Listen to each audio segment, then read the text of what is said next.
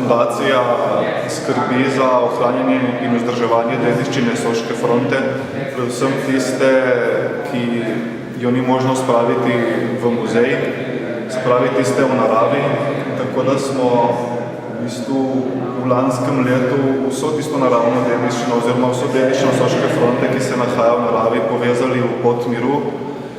Tukaj lahko v bistvu obiskovalci vidijo najbolj ohranjene ostaline Prve svetovne vojne, kot so cerkvice, kapele, razne kaverne. In na tistih območjih, kjer je pa koncentracija ostalin največja, smo pa uredili 6 muzejev na prostem. V bistvu 6 muzejev na prostem, kjer lahko obiskovalec na nek pristen, avtentičen način podoživi, doživi ali pa se poskuša uživeti v življenje vojakov v obdobju Soške fronte.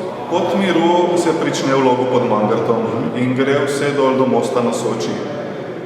Dolga je okrog 100 km, tako da smo jo razdelili na 5 odsekov. Vsak odsek pa je mogoče prihoditi v enem dnevu.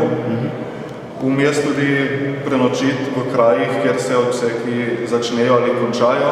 Naj povem, da je to peš pot, deloma pa je zelo lepa tudi kot kolesarska tura.